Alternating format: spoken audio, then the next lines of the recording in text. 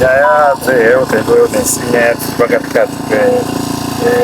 pemwoyo kana pemaitiro esecondary pakutungamirira His Excellency.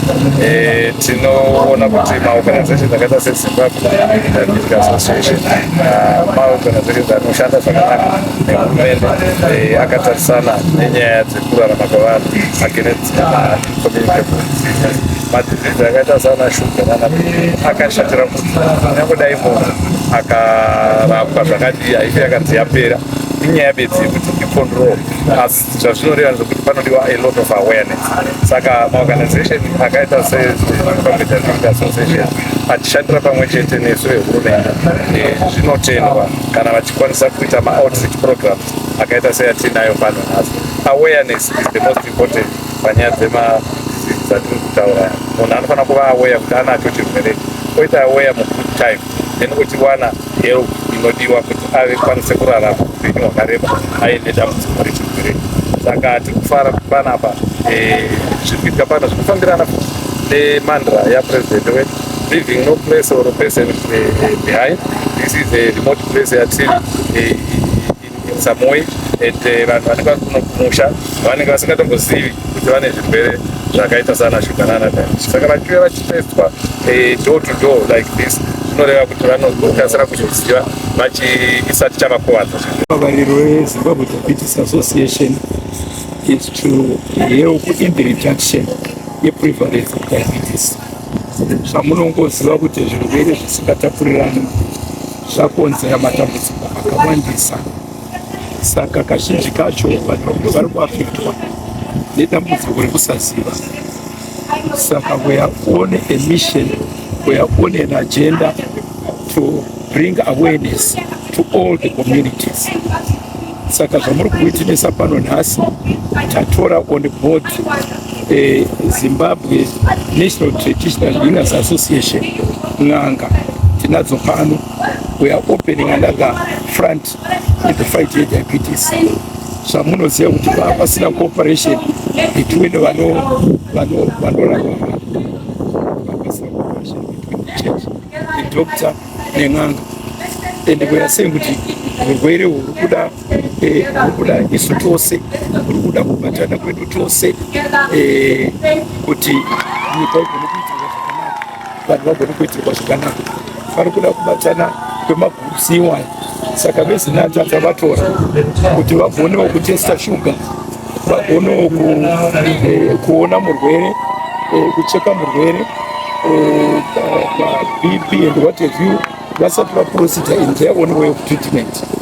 And we are saying kuti it's an enrichment to them. Havachagumira panzira, and kana vaita there must also be cooperation.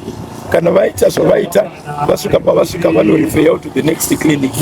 Saka we hope that we are building up cooperation between all these groups in the interest of the wellness of a patient. Saka tinonzwa kufara chaizvo. Nhasi vari kupiwa zvitupa zvekuambasada na provincial patron wedu honorable advocate Misheck Mugadza vamira nesu chaizvo, demonstrating a passion for the wellness of the generality of the citizens of Manicaland. Saka vari kuvapa zvitupa with a message to go ahead and ensure that they reach out in their areas of influence. They reach everybody with the message of prevention of diabetes.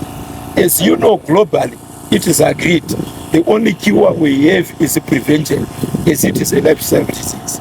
So, vari kugraduate nhasi tine n'anga dziri kukwana 13 under Zimbabwe National Traditional Healers Association. Dziri kupiwa zvitupa zvemaambasada to go and preach prevention.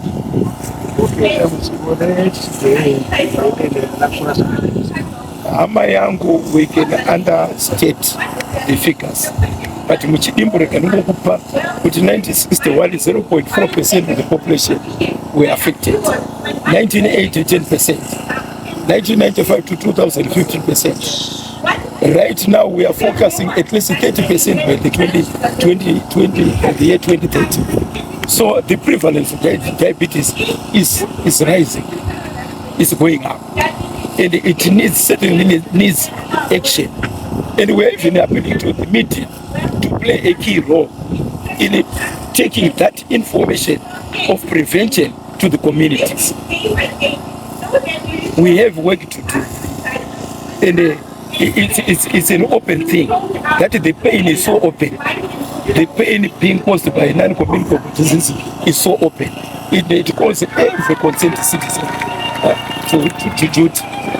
to unite and approach or address lifestyle change. We need to go back to Zimbabwe. We need to be Zimbabweans. We need traditional food. This junk food on the market is causing serious problems in addition to poverty. Tinode kuti tipe kutenda kuhurumende yedu nekutidzidzisa kwerakanaka tichipinzwa muma-association nekuti tirangarirwewo kuti tizikane kuti kuna ana chiremba vechivanhu vanova ndivo vanoita kuti utano hwevanhu ngekuda kwokuti kuzi chiremba mishonga inoshanda. Pamwe pacho mishonga yechikaranga inoyi ndio inotibatsiridza kuti tinge tichiti zvirwere zvino izvi zvinge zvichitaramuka mukati mekurarama kwedu kuti tione kurarama zvakanaka. Kare-kareko kwainga kuine makwenzi echipembwe asi zvaipedzwa nemishonga yechivanhu. Nhasi uno kune kwakubatwa zvirwere zvino zveshuga, kuna ana chiremba kana kuti n'anga dzirimo mukugara kunoku dzinotoziye mishonga inopedza matambudziko iwawo anokwanana neBP kana stroke. Mishonga inonga iri kuturoteswa neakuru edu pachikaranga chedu kuti zvinhu zvedu zvidudzire chakanaka kuti senyika tione kusununguka, tione kupora. Zvakanyanya kuva nekudzidzisawo vamwena kumamisha vasingazivi kuti vanorarama vari murwere hweshuga, vachifunga kuti kurarama vari murwere cheshuga zvatopera, havachararami zvitete. Vanokwanisa kurarama kuburikidza nekuvatsvagira mishonga yechivanhu, vachinwa, vachiteedzera nekugadzisa zvekudya zvavo zvine shanduko. Taakudzokazve pakore 60 nekudzoka kumashure kuti vabate makare-kare aidyiwa zvikafu zvechinyakare, sadza rorukweza, shuga idzi nemakokora zvoita zvishoma, mauyu, dzinga aya achigadzirwa vanhu vachimwa, utano huchidzoreredzwa. Chirwere chediabetes chirwere chinokontroleka kana uchishandisa mishonga yechivanhu. Tinodetsera singaiti vabereki kuti vabva varatidzwa wateswa zvinoita awareness nekubva wadzidziswa futi vanzi vechikafu chokunga vachinja enda vatadzidza futi kune makwenzi akawandisa anorapa angasingaziva chirongwa ichocho chikiramba chichitenderera kumaruva kwese chiri chirongwa chakanaka kudai saMP yokumutare South chatototi chitenderere mavhireji ese emutare South so that vanhu vese vemutare South wazvinzwisise zvese Kudura maasi tikatora mubhejusu pazuva tikamwa 500 mils panopera wiki dumbu rako unotoona tinenge radzikira. Zvimwe zvacho zvinoita dumbu rikure, tine kafeini, makokokora atiri kumwa, chimwe chikafu chatiri kudya chine mafuta akatsva chigadzira toxin. Saka tinoita kuzoona kuti dumbu redu kufuta-futa kwarirakuita pamwe makoko atiri kumwa. Saka maacids iwaya tikatora mubhejusi anoenda kunopera, oenda kunoraswa, dumbu rosari radzikira. Tishanetseka pane kuremerwa nematumbu, matumbu edu anobva aita flat. Inonzi Evelyn Magomise.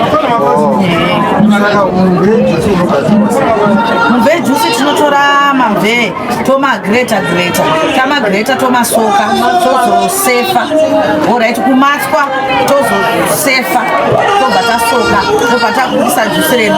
Rinotonaka kurimwa mufunge, rakafanana nemafruit juice atinongomwa kuti mubve unotapira. Saka mukutapirwa nemubve wedu hauna shuga, ingori natural organic iri mukati.